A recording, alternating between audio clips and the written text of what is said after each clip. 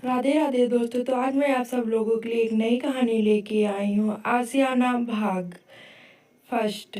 तो आप लोग एक बार ये कहानी ज़रूर पढ़ें और कमेंट में बताएं आप लोगों को कहानी कैसी लगी। तो चलते हैं, कहानी शुरू करते। रचना का एडमिशन दिल्ली के एक कॉलेज में हो गया था। रचना बहुत खुश थी। रचना के पापा कानपुर के देहात के एक स्कूल में टीचर थे। बेटी को इतने बड़े शहर में भेजने से घबरा रहे थे। तब रचना ने कहा, पापा आप चिंता ना करें, मैं सब संभाल लूंगी और ऐसा मौका बार बार नहीं मिलता। अपने पापा को किसी तरह समझा बुझा कर रचना दिल्ली के लिए रवाना हुई। घर में निकली तो मम्मी पापा उसे बस में बैठाने आए। रचना के पापा दीनानाथ जी चाहते थे वो उसे दिल्ली तक पहुंचा कर आए, लेकिन रचना ने मना कर दिया। रचना की माँ शांति जी की आंखें नम थी। तीनों बस स्टैंड पर खड़े थे। कुछ ही देर में बस आ गई। रचना अपना सारा सामान बस में चढ़ाने लगी। फिर मम्मी के गले लगकर उसने विदा ली। बस में खिड़की के सहारे से टिकाकर अपने गांव के को निहार रही थी।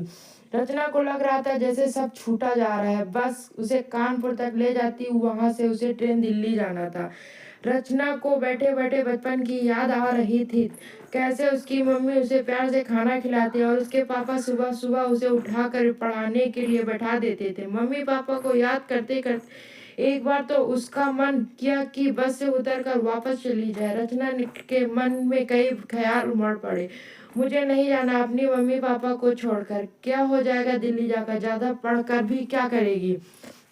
पढ़ाई भी पूरी करते ही शादी कर दी जाएगी। अपना घर परिवार छोड़कर जाना उसे अच्छा नहीं लग रहा था। वह बस से उतर जाना चाहती थी। रचना की आंखें नम हो गई। दुपट्टे से आंखों को पोंछते हुए उसके मन में कुछ विचार और अच्छे आने लगे। ऐसा भी तो हो सकता है दिल्ली में पढ़ाई करने के बाद अच्छी नौकरी मिल जाए, एक मकान लेकर अपनी मम्मी पापा को यही बुला लूंगी। कुछ सालों की बात है।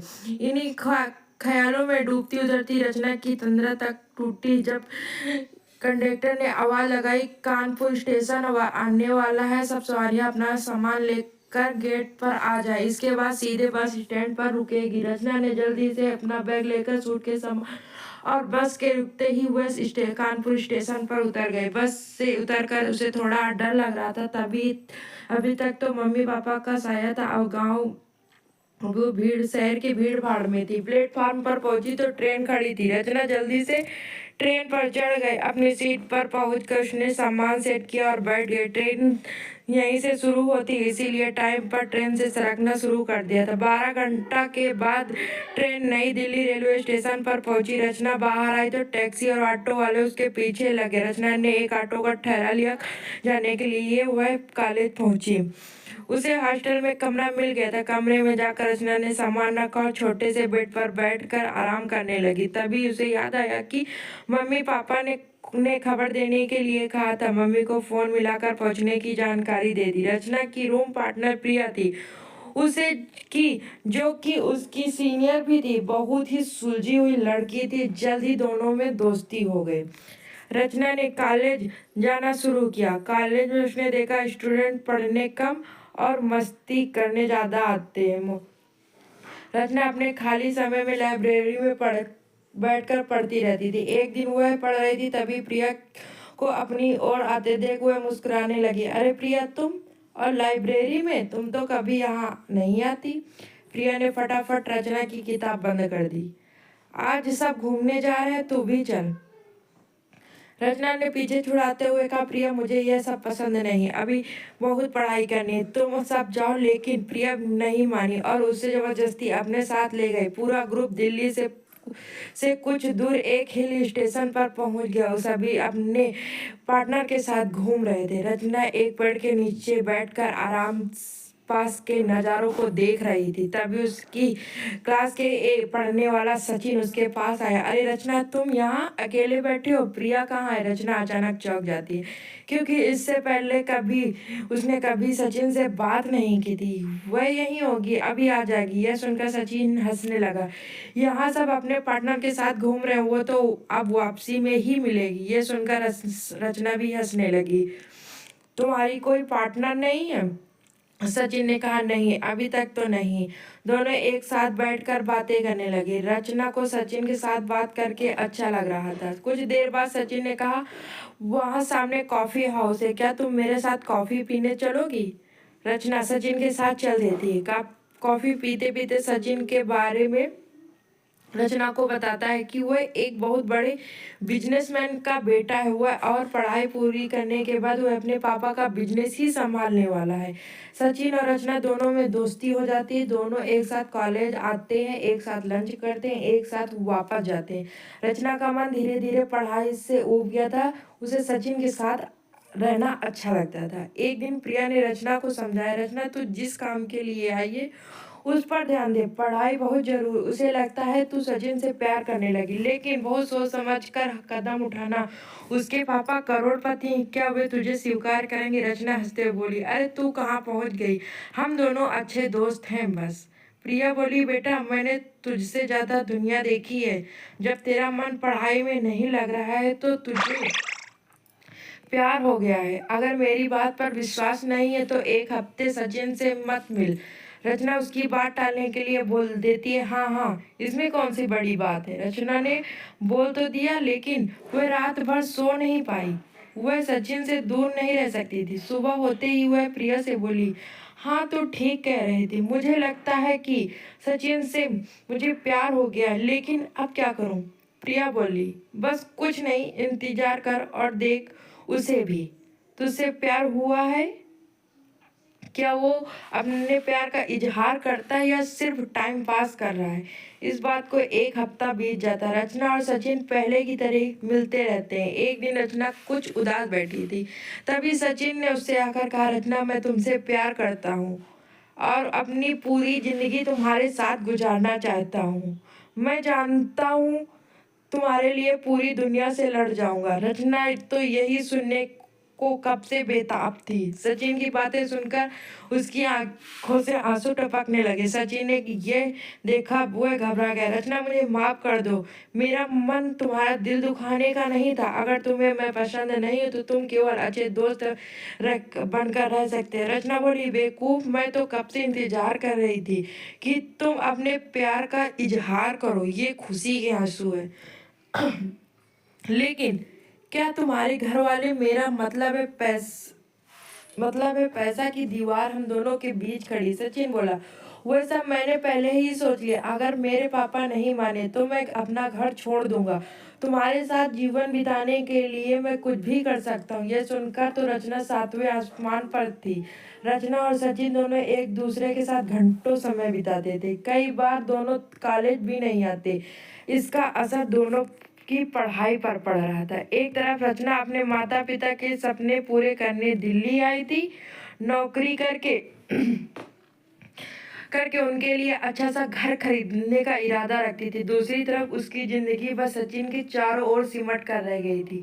रचना और सचिन दोनों एक दूसरे के प्यार में खोए घंटों बातें करते रहते थे। एक दिन प्रिया और रचना दोनों अपने हॉस्टल के कमरे में सो रही थी।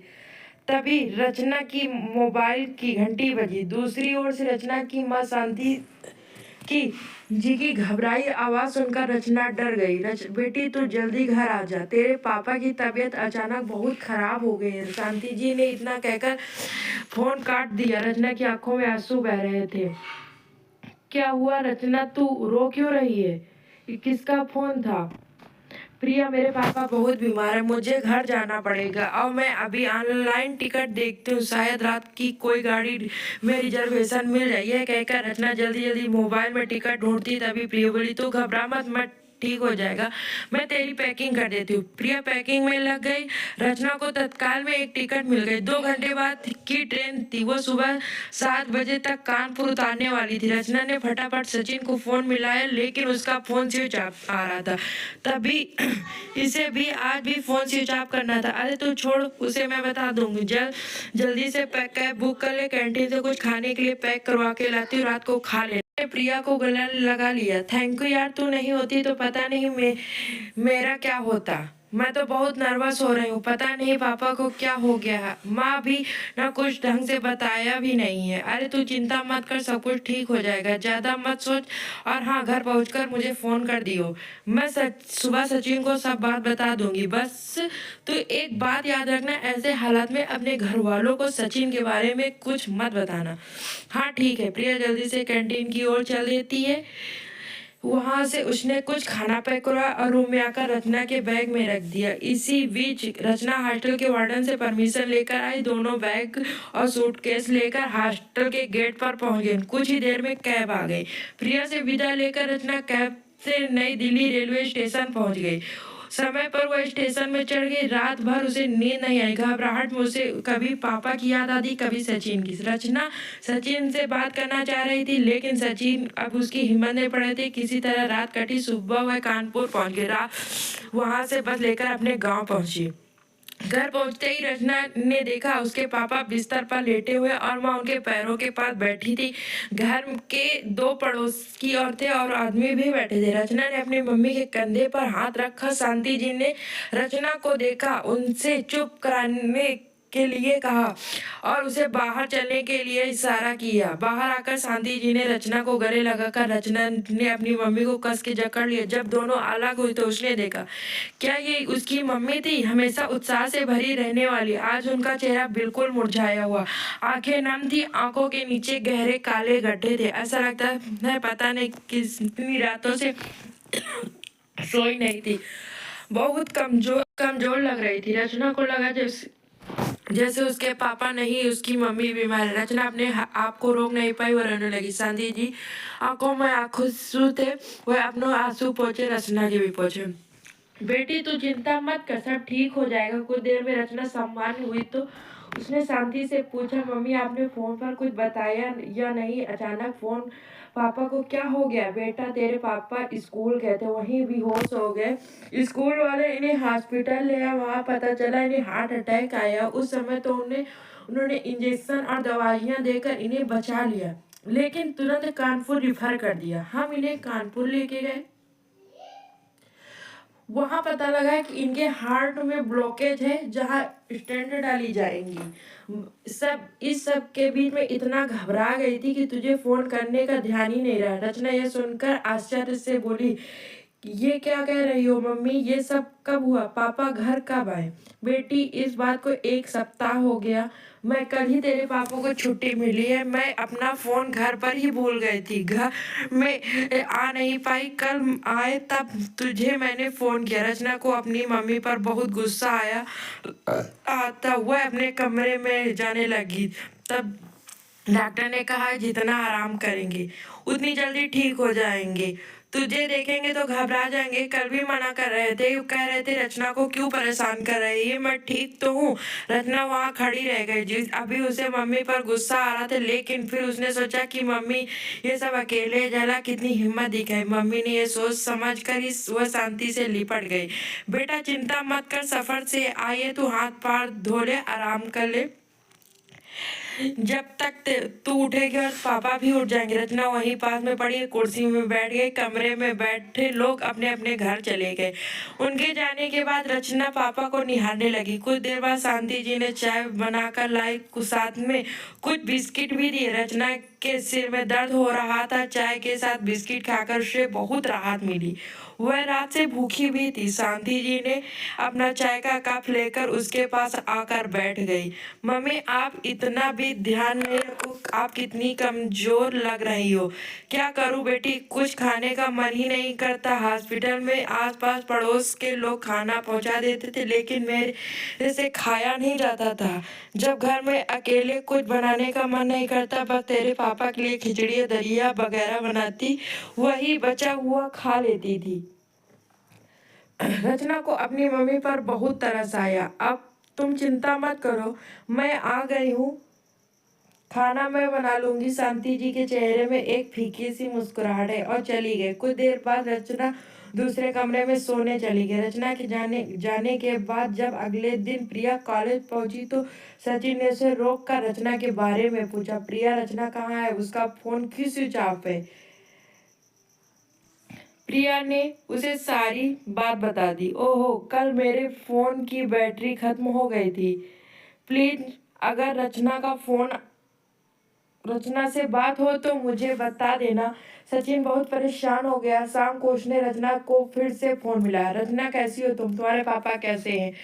मुझे तो तुम बहुत चिंता हो रही थी। तुम्हारा फ़ोन भी स्विच ऑफ आ रहा था। मैं वहाँ आ जाऊँ क्या? एक ही साथ में सचिन ने सारे सवाल पूछ डाले। सचिन, मैं बिल्कुल ठीक हूँ, तुम चिंता मत करो। पापा को हार्ट अटैक आया था, अब ठीक है। और तुम यहाँ मत आना, ये गांव देहात है। मैं किसी को तुम्हारे बारे में क्या बताऊंगी। लेकिन रचना, तुम वापस कब आओगी? मुझे तुम्हारी बहुत चिंता हो रही। सचिन, अभी मैं नहीं आ सकती क्योंकि मम्मी पापा की देखभाल कर रही हूँ। ऐसे में उनकी हालत भी ठीक नहीं है, ना ढंग से खाती ना पीती। मुझे पापा के साथ उनका भी ख्याल रखना होगा। लेकिन तुम्हारी पढ़ाई का क्या होगा? रचना को कुछ समझ नहीं आ रहा तो उसने कहा, सचिन, अभी कुछ कह नहीं सकती, बाद में देखा जाएगा। यह कहकर रचना ने फोन काट दिया क्योंकि उसकी मम्मी बुला रही थी। दीनानाथ भी जी जग चुके थे। रचना को देखकर वे बहुत खुश थे। शांति ही, तुमने बेकार से परेशान किया, अब तो सब ठीक हो गया था। रचना अपने पापा के गले लगे। पापा, आपको इस हाल में देखकर मुझे कितनी तकलीफ हुई। मम्मी को पहले ही मुझे खबर करनी चाहिए, सब कुछ अकेले ही संभालती रहे। तभी शांति जी कमरे में आई। अच्छा, आते ही पापा से मेरी शिकायत कर दी? यह सुनकर दोनों हंस पड़े और उन्हें देखकर शांति भी हंस पड़ी। देखा, मेरी बेटी के आने से तुम्हारे चेहरे पर मुस्कान तो आई, वरना सारे दिन उदास बैठी रहती थी। अब मैं जल्दी अच्छा हो जाऊंगा। दीनानाथ जी ने शांति की ओर देखते हुए कहा। प्रिया हर दिन रचना को फोन करके उसका और उसके पापा का हाल चाल पूछती। एक दिन प्रिया ने बताया कि सचिन कई दिन से कॉलेज नहीं आ रहा है। जब प्रिया ने फोन किया तो बोला, रचना के बगैर मन नहीं लग रहा, इसीलिए वह अब तभी कॉलेज आएगा जब रचना आएगी। तभी उसकी बात सुनकर रचना कुछ परेशान हो गई। उसने तुरंत फोन काट कर सचिन को फोन मिलाया। सचिन, मैं ये क्या सुन रही हूँ? तुम कॉलेज नहीं जा रहे हो? मेरे कारण तुम्हारी पढ़ाई का नुकसान हो रहा है, ये मुझसे बर्दाश्त नहीं होगा। तुम कल से कॉलेज जाओ। मुझे ये तो आने में अभी टाइम लगेगा। तुम नोट बना कर रखना, मैं तुमसे ले लूंगी। नहीं रचना, तुम्हारी याद आती, कॉलेज में अच्छा नहीं लगता। मैं नहीं जा रहा कॉलेज, बस एक बार अपने गांव आने दो। तुम्हें देखे बगैर मेरा मन उदास रहता है। रचना ने हंसते हुए कहा, अरे साहब, मैं कहाँ भागी जा रही हूँ? देवदास मत बनो, कॉलेज जाओ, पढ़ाई करो। नहीं, मैं तुमसे बात नहीं करूँगी। अच्छा ठीक है, कल से चला जाऊंगा, लेकिन तुम्हें मुझसे रोज बात करनी पड़ेगी। हाँ ठीक है, चलो मैं अब कल बात करूँगी, अभी मम्मी बुला रहे हैं। सचिन अगले दिन कॉलेज गया। उसने किसी तरह कॉलेज में कुछ लेक्चर अटेंड किए और फिर घर आ गया। तो दोस्तों, अगली कहानी आपको नेक्स्ट वीडियो, अगर आप लोगों का इसका अगला भाग देखना है तो प्लीज़ कमेंट में ज़रूर जवाब दें। Thank you.